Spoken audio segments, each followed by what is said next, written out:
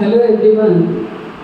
We are starting question number 6, trigonometry class 10 exercise 8.1. तो हमारा 6th question है कि if angle A and angle B are acute angles, AB यदि given है acute angles, तो first we have to draw triangle ABC, right angle triangle ABC in which angle A and angle B are acute angles. तो इस acute angle को suppose मैं बोलती हूँ A and second one is B। तो angle A and angle B are acute angles. Acute means less than 90। So definitely जो हमारा 90 degree है वो होगा एंगल C। तो ये थर्ड हमारा एंगल C है। सच दैट मीन्स ये गिवन है कि cos A is equals to cos B। ये हमारे क्वेश्चन में ऑलरेडी गिवन है कि given that cos A is equals to cos B। अब हमको प्रूव करना है कि angle A is equals to angle B। ये हमको प्रूव करना है angle A is equals to angle B for angle A। पहले हम ये देख लेते हैं कि formula cos theta is equals to base upon hypotenuse. जैसे कि मैंने आपको पहले भी बताया है कि एंगल A के लिए हमारा बेस होगा AC और हाइपोटेन्यूज होगी AB। तो हम यहाँ वैल्यू सब्स्टिट्यूट करते हैं for angle A, base upon hypotenuse. तो एंगल A के लिए हमारे पास बेस है AC upon hypotenuse is AB is equal cos B। cos B के लिए बेस अपॉन हाइपोटेन्यूज। अब इस एंगल B की बात करूँ तो इसके लिए बेस होगा BC। तो ये मैं लिख रही हूँ यहाँ BC and hypotenuse is AB, क्योंकि cos theta is equals to होता है base upon hypotenuse. We can easily solve it by taking A, B and C right angle triangle by substituting the values of cos A and cos B. तो AC upon AB is equals to BC upon AB. AB to AB cancel, so AC is equal BC. अब हमारे पास ये जो two sides है AC and BC, ये दोनों equal आ गई हैं। तो हमने क्लास 7th में एक स्टेटमेंट पढ़ा है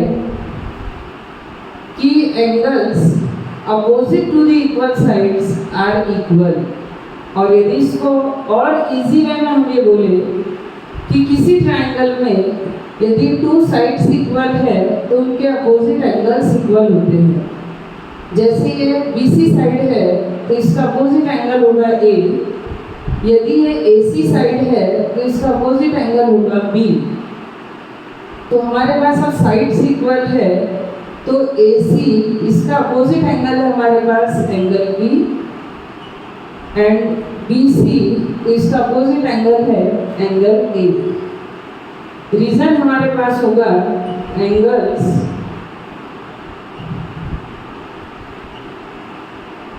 opposite to the